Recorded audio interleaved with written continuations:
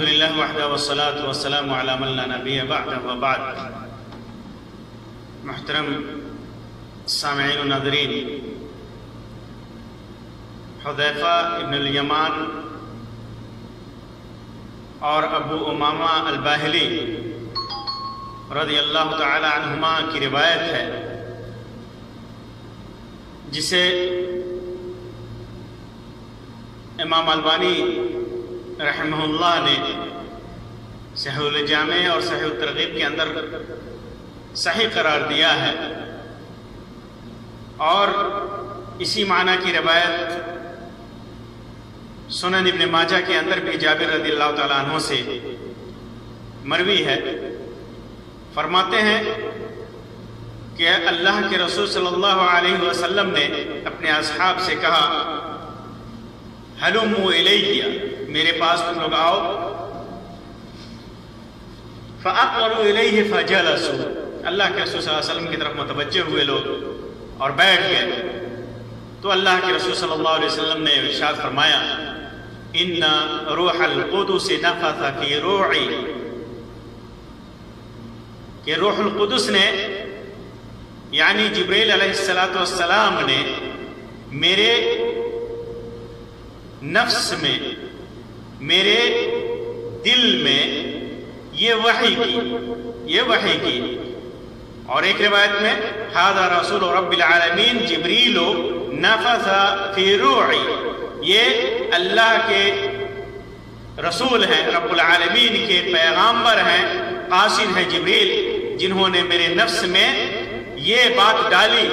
یہ وحی کی میرے دل کے اندر، ان نفسا لن تموت حتی تستکمل اجلها، کہ کوئی بھی نفس اس وقت تک نہیں اسے موت آئے گی جب تک اس کی موت کا وقت نہ ہو جائے، اس کے لیے جو مقدر اللہ تبارک و تعالی نے کر رکھا ہے، جب تک وہ مدت مکمل نہ کر لے تب تک اسے موت ہرگز نہیں آئے گی۔ وَتَسْتَوْعِبَ رِزْقَهَا، اور اس وقت تک بھی موت اس کی نہیں آئے گی جب تک اس اپنے حصے کی مکمل روزی اسے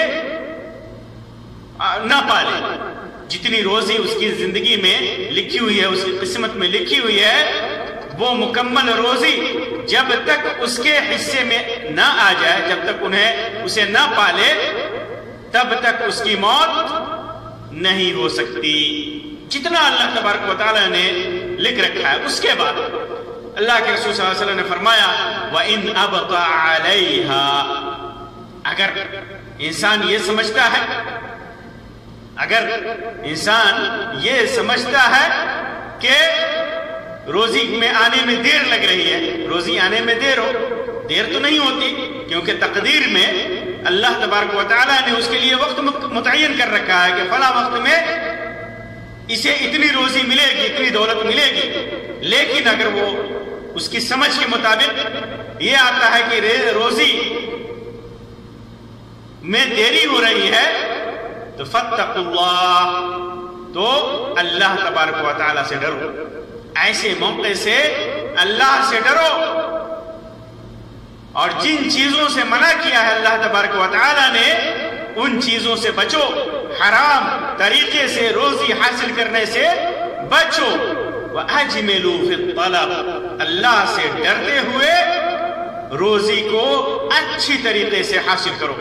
روزی کمانے کی کوشش کرو، حلال ذرائع سے حاصل کرو، حرام طریقے سے بچ کر کے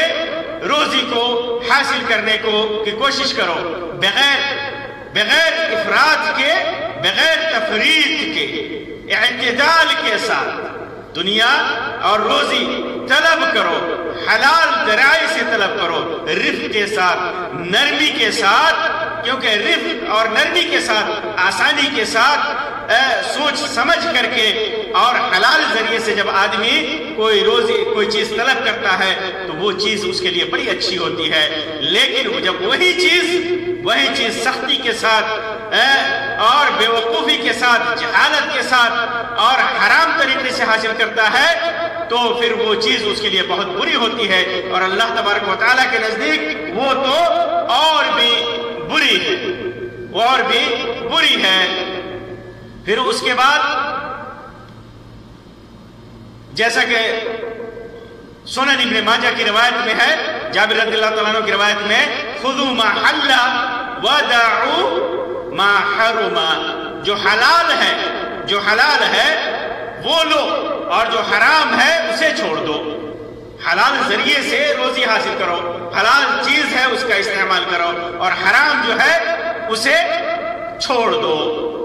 اسے چھوڑ دے۔ تو یہ اجمل الطلب کا مطلب ہے۔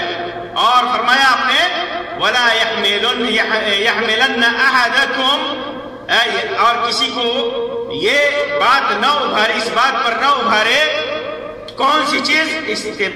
استبطاء الرزق، لا يحملن احدكم استبطاء الرزق ان يطلبه بمعصية اللہ۔ اگر روزی